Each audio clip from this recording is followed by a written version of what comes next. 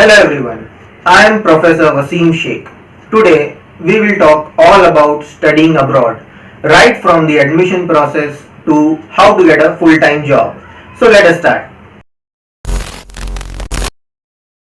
So you might think, who is this person who is talking about studying abroad? So let me tell you, I am the right person to advise you about studying abroad because I have done my MS and PhD from a US university.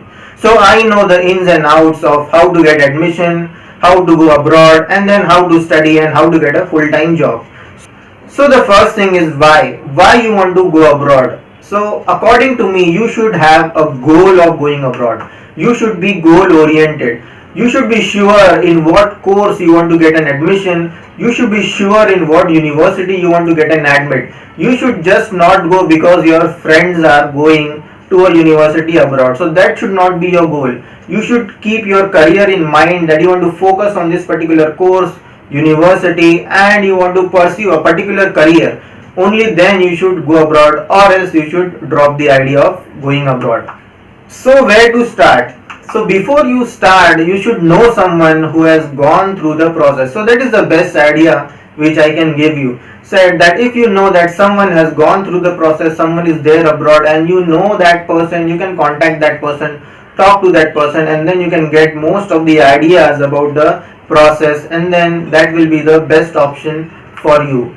You should also talk to your seniors, because now you are watching this video, that means you are still studying, you are in a college, you are in a university, and you can talk to your seniors who are already going through this process, or maybe a few years down the line they will be there abroad, and then you can get some idea from them. So that is the second thing from where you want to start. Then the third thing is you should shortlist some good university. So before you talk to your friends and you know someone, you should also think about what university you want to go. You should shortlist, you should look up, what particular university is good in your field. You should look up the program, or you should look up the courses which are there in that particular university. That can easily be found out online in that particular university website, and you can shortlist some courses. So that is where you start. Also, you should look up for the application deadlines. There are always some deadlines which we have to keep in mind. So generally for a fall semester that starts in August, the deadline is around Jan-Feb, that is the deadline. For a spring semester that starts in January, the deadline is somewhere in August. So it depends on university. Each and every university will have their own deadlines. So if you have shortlisted around 5-6 universities, you should look for that particular university's website and then see what is the deadline, so that you have to prepare all the documents and all these things in advance, and you should not be late. Then what is the actual process? Now let us go through the actual process, what happens and what can be done and how to face this scenario. So also, when you are going through the actual process, you start off with how many years you will be spending in the university, how many semesters are there. Sometimes the universities offer you courses during summer also, so you can finish in 1.5 years, or sometimes they don't offer courses in the summer, so you can go through all these things, and approximately you can finish in 2 years. You can also do some internship, and that will also count towards the credit. So there will be always some requirement that you have to do 33 credits and all that. So you should keep that in mind. So that is where the actual process starts. Then the next thing is, you should start at least 1 year before your session starts. So suppose if you are planning to go for fall 2021, just as an example, then probably you should have started in fall 2020. So that is the least thing. You can start 2 years before, you can start 1.5 years before that actual session which you want to attend, because it's a very long process. So the actual process takes a very long time. We'll come to what things we plan to do during all these time which we have, but at least the minimum you can do is that 1 year time you need before your actual session starts, because there are a lot of things. I'll come to that. Then these things are there, that is why you want to start at least 1 year before. So you have to give a GRE. GRE is graduate record examination. All your skills will be tested like math, English and all that. And I will not go into detail about what is GRE because that is a very lengthy thing to talk about. But GRE exam is there. Then you have to give TOEFL exam, that is test of English as a foreign language, where your English skills will be assessed and out of some marks you will be graded. So these are the test scores you get, and then you need to send these scores to the university when you are applying to those university. Then you have to get transcripts, and these transcripts you get from your college or university. So as you all know how the college and university staff is there nowadays, so all these things take a lot of time. You have to pay some money to get the transcripts and all that, so that will also take some time. So transcripts you need before you do the actual application. Then you need recos are nothing but recommendation letters from your professor. Some 3 recommendation letter is needed. You can get more and you can just send them with the packet. Then there is SOP is nothing but statement of purpose. So you need a statement of purpose when you are applying for admission to a particular university. You need to tell them why you want to get admission in that university and so on and so forth. So that will boost up your application, and then you will get admit in that particular university if your SOP is very strong and they really think that you want to come here, do good work. Then the actual application process. So after that the actual application process starts. That means you have to apply online. So nowadays, because of all these pandemic situation, we are doing everything online, but also some university there are some requirements that you need to send a physical packet with all these things like the application, your transcripts, recos, SOP and all that should go in one particular file, and then you are sending that file via post to the university. So that is there. You apply online and you also send a packet, or you just apply online, depends on what university you are going. So that university will have their own norms. So that is the actual process, that you are applying for the application in that particular university. And wherever you are applying, each and every university will have their own application thing, the own checklist which you need to see, and so on and so forth. And that is what it takes a lot of time. So you need around 1 or 2 years for figuring out all these things, because each university will have its own requirements. So that is why it takes a very long time. So if you are in your last year, you want to pursue immediately after your last year of engineering, you want to go abroad, then basically you start from second year or the end of second year, because you want to prepare for your GRE and TOEFL also, because you need to study for that. You can't just one day you show up at a GRE center and you give the exam. That is not the case. You have to prepare in advance, and I think around 3 months are good enough for preparation of GRE and around a month or so for TOEFL. So depends on individual, and you can see how much you are there. You can give the mock test and all, and then you come to know whether you are in good shape to give the exam. So then let us come back to the actual process of application.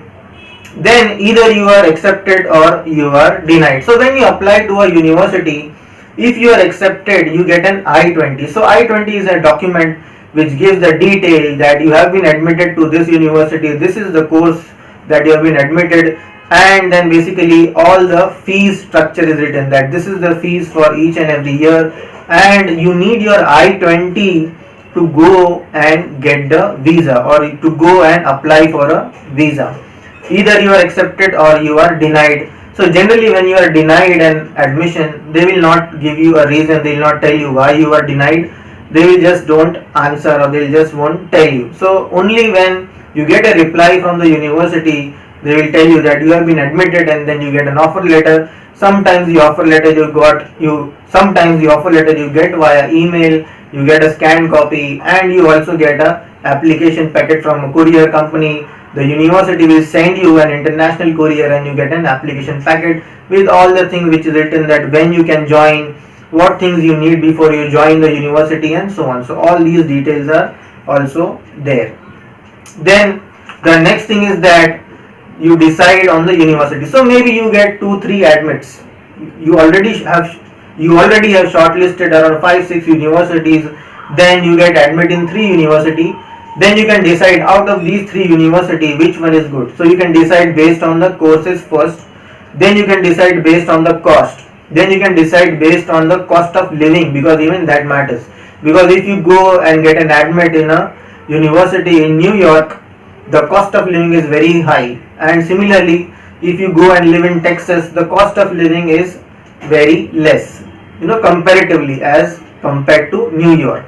So if the university status is almost equal, then you can opt for a university in Texas, because the cost of living is less, the fees is somewhat less than the universities in New York. So that is how you compare, and then you decide on the university, because money also matters a lot.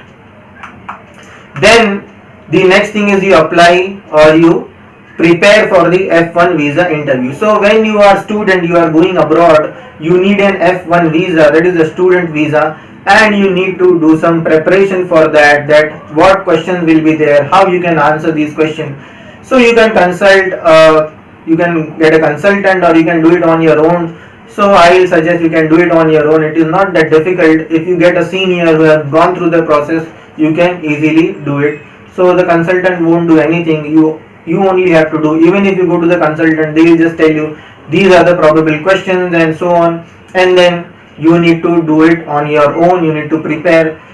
All these things you can do on your own, so no need to hire a consultant, you can do it on your own. You can also tell your friends or family to ask you some mock question and all that, so it will be a good preparation from your side only. So that is how you prepare for a F1 visa interview. But before you prepare for the visa interview, you also need to take the dates, and you need to go to the USCIS website, and then you have to fix a date, that this is the date. You have to fix a center and all the dates and all. You have to pay some fees, around 14,000 rupees or so, some dollars you need to pay, and after you pay you get a receipt and all that, and then your interview date and time is fixed, and you need to prepare for that interview. So we'll do a separate video, how you prepare for the interview, how you should appear in front of the officer who is taking your interview, and so on. Then you generally, what I have seen is the visa is decided in around 20 to 30 seconds when you show up at the window for getting the visa.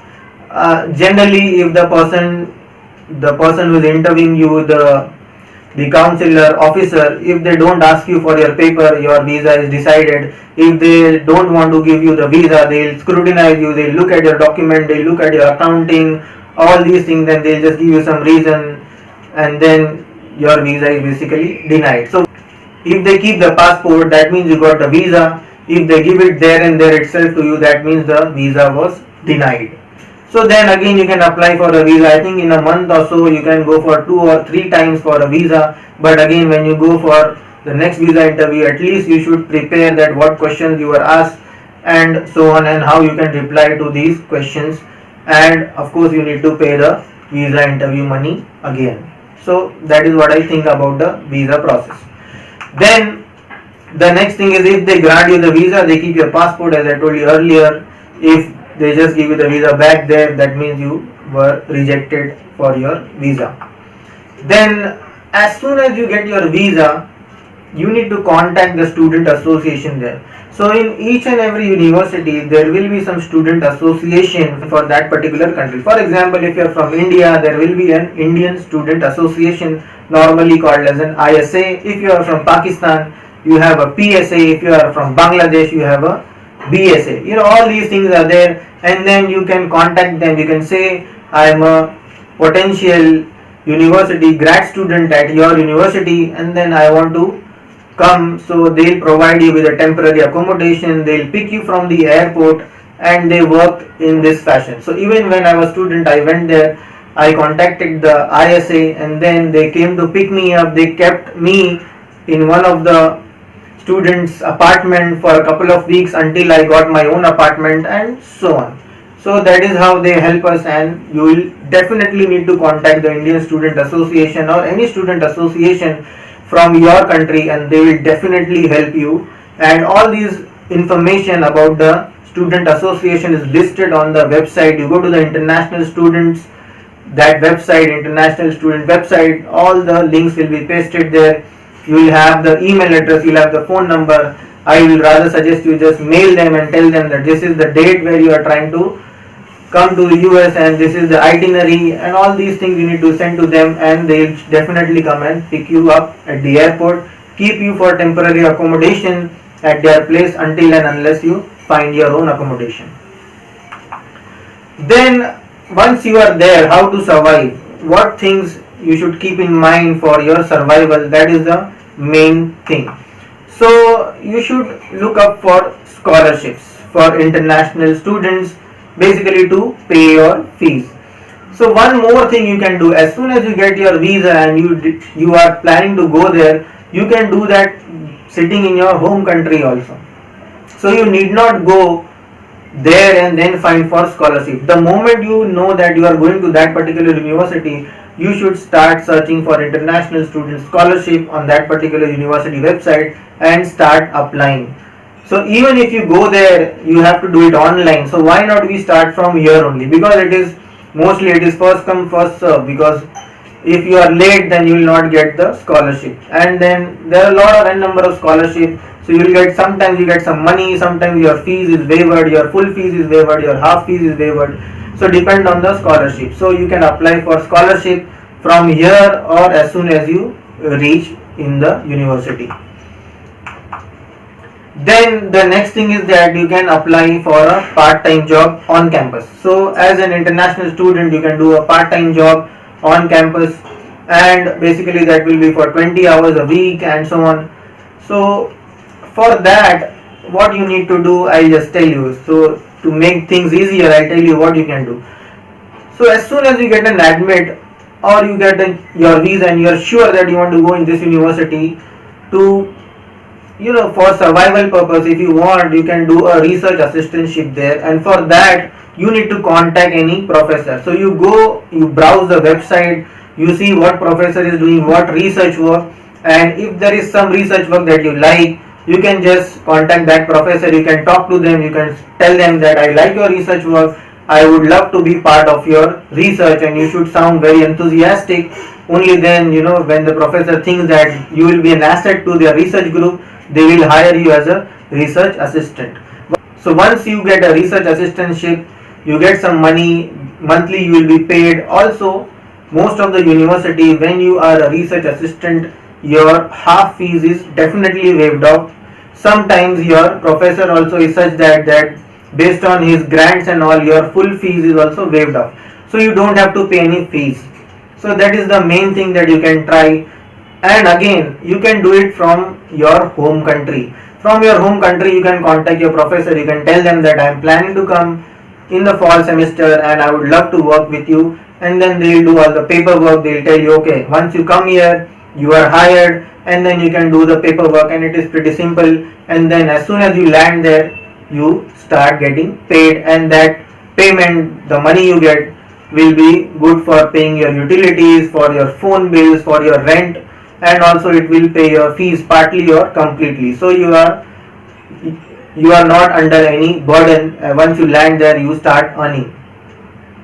Then the next thing is that you can also contact your department chair. So in our country, it is the head of the department. There it is the department chair.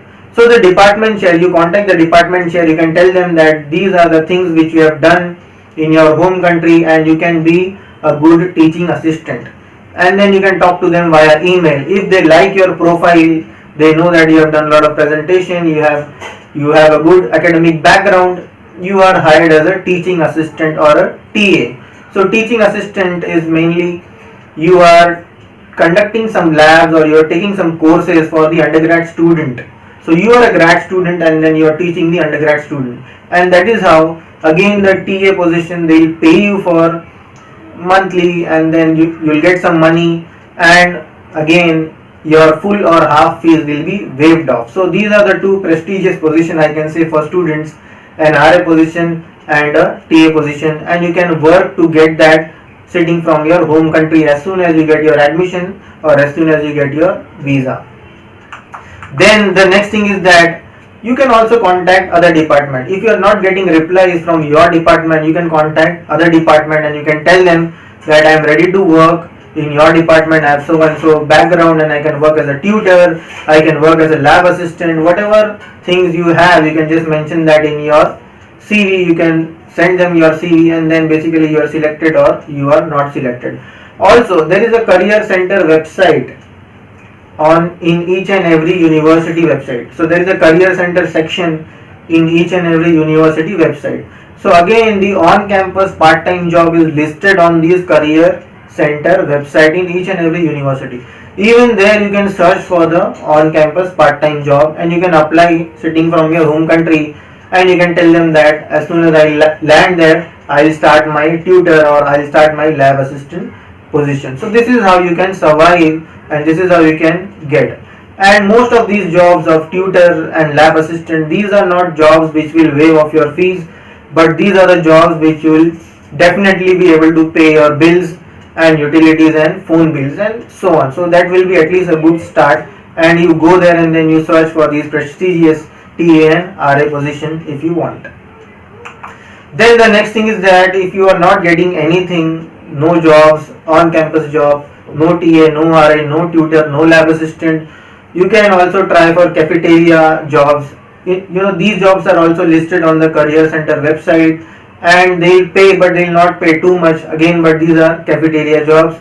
You have to work as a waiter or you have to clean dishes. So that is how you survive. So you can't do anything. You can't just go there and sit and then just do your studies, and because if you're not earning, you have to pay a lot of fees and all these rents and bills are there. At least you need to do something. If you don't have anything, you can work in a cafeteria, and all these are on campus job and you can at least get some earning out of it. Part time off campus job, if you are planning for that, it is an illegal thing. If you are caught, then they will just deport you. So it is a very risky thing. I advise against it, that please don't do this. It is an illegal thing to do. If you go for an off campus job, if anyone from the custom and border agency, if they catch you doing an illegal off campus job, basically you are deported and you will be barred from entering the country for few years and so on, and that will create a real problem. So don't do that. Then paying the fees. If scholarship and part-time job is insufficient, generally student they opt for some credit card and all that.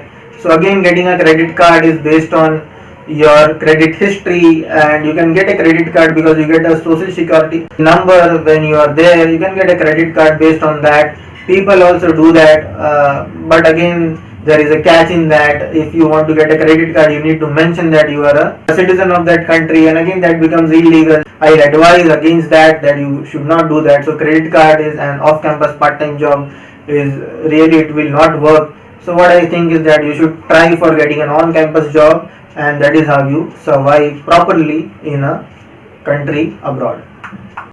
So how to get a full-time job now? So once you are there, enrolled in the university, you have completed 1 year or so, now you have to think about getting a full-time job, because that is your main aim, to get a full-time job after you graduate. So immediately you need to get a full-time job. So now what to do that? So mostly the jobs you get, the full-time jobs you get is through networking. So you do networking of any kind. You go through LinkedIn or you go through meetings and all that, but you need to do some networking, only then you will get a job. If you are planning to search a job online, it is very difficult. You will not get through easily from an online job portal to get a job. It is very difficult. So the best bet is to do good networking, and LinkedIn is a good site for doing networking. You post all your achievement, you post whatever you do, and then based on that people will know you, people will know what you are doing. And then nowadays all the agents who are searching, the HR managers and all, they are going through LinkedIn and they are looking into people's profile, and also through LinkedIn also you can apply for jobs. So that is the starting point for getting a full-time job. Also you should know different sources. So you should talk to your seniors. You should, if you can contact to some industry, that is how you start. So these are the sources which can get you a full-time job. Also there are a lot of career fairs that go on in the university. You should attend these career fairs and you should get some internship. Internship are the starting point from where you can get a full-time job. Again, you need to talk to your friends, talk to your seniors. That is how you network, and then you get a full-time job. You can't get a full-time job just by sitting at home and applying online. That is the last option. That is the last thing, and maybe 1 in 100 students might get a job through an online portal. It is very difficult. Then internship, as I said, internship, you try to do any internship which you get in your field. Of course, you try to do it. That is called as CPT, that is curriculum practical training, and you can do that during summer. So in summer, generally the university, they don't offer too many courses, and you can opt for an internship. You can go for an internship. Generally the internships are allowed after 9 months from your admission. So once you have completed 9 months, only after that you can go for CPT, that is curriculum practical training, and that will be part of your course. You will get some credits when you do CPT, and then you take a semester of courses, you go for CPT, then again you come back to the university on campus and you do some courses. All these credits will be counted towards your 36 or 35 or 30 credits which you need to complete your course. So that is the best bet. You do a CPT and then they will hire you for a full-time job. That is the thing. So you go for any career fair, you try for internship. That is the best bet to get a full-time job. Then, as I said, online job application are very less likely, but you keep on trying. Even that is a source. Different websites are there. You can try. In US there are different websites, and you can try for these websites, and then upload your resume, and then you can try for getting a full-time job. But it is very unlikely that you will get job there.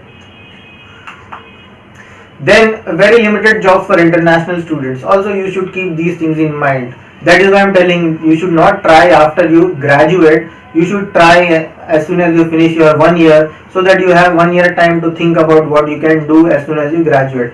So very less opportunities for international students. Each and every country wants that their citizens first get job, and then they will grant jobs to the international candidate. So you have to prove yourself. You have to do lot of work there. It is not that you are going there for enjoyment. You have to prove yourself. You have to build your resume. You have to do certification. You need to do lot of things, and then you need to do internship, and then you can prove yourself.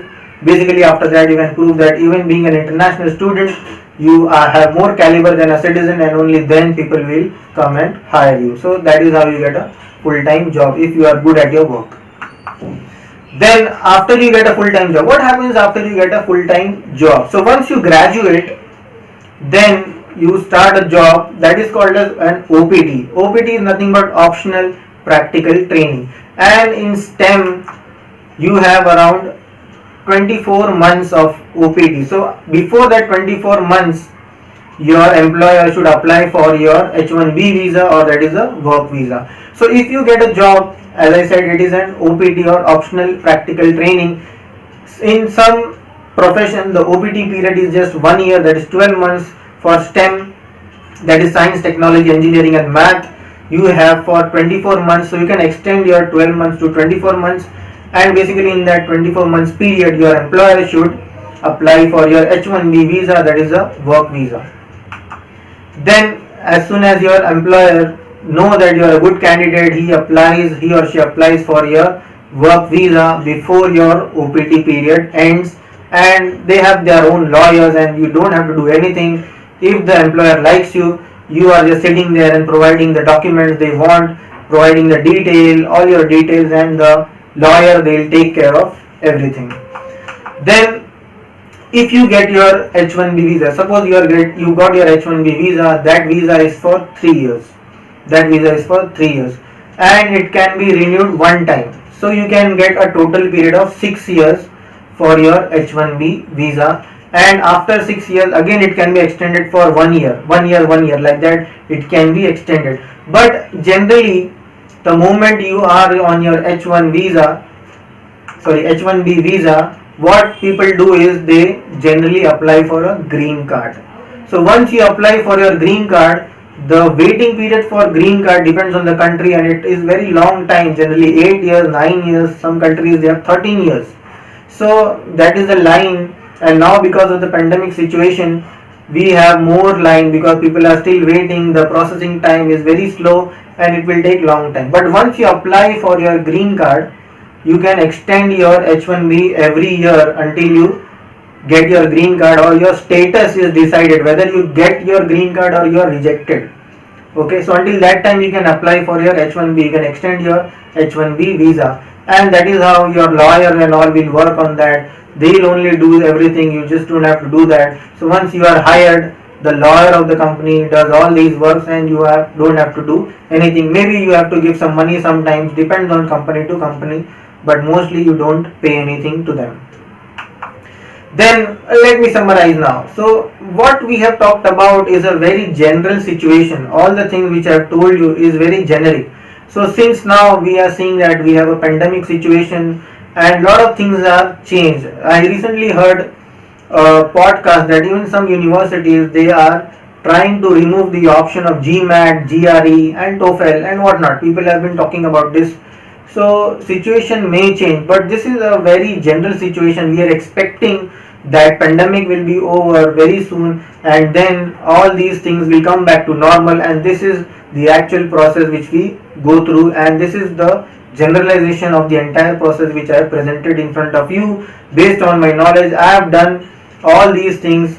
I have worked in an American university as a professor. I have been an advisor, so I know a lot of these things, but based on the situation, based on the current things, these things might change, but whatever I presented is very generic thing, and moreover 80 to 90% of these things will not change. So to summarize, let me tell you that you have to think many times why you want to go there, because you are leaving your parents, you are leaving all your friends here, and then you are going. So you should have a very solid goal in your mind, whether you want to be there, you want to stay there, you want to come back, what courses you will be doing, all these things. Your financial condition, that is also very important, because around 20 lakh rupees are needed for 1 year of fees. So 1 year of fees is around 20 lakhs. So you need to do lot of homework in terms of finances also, how you can pay that.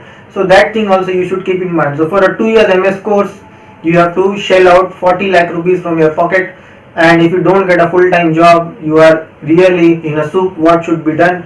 You have to pay 40 lakhs from your pocket. So again, financial condition, your goal, what is the motivation for you to go there, all these things matter a lot. Then the next thing is, as I said, someone you should talk to someone who knows about this process. If people who have been there, your seniors, your friends, anyone, your professor, all these things, you should talk to them and you should know the entire process. Just by keeping a goal in mind, you should also look at the feasibility, whether your goal you want to do is feasible or not, what will be the payback, how you can earn back what you have invested.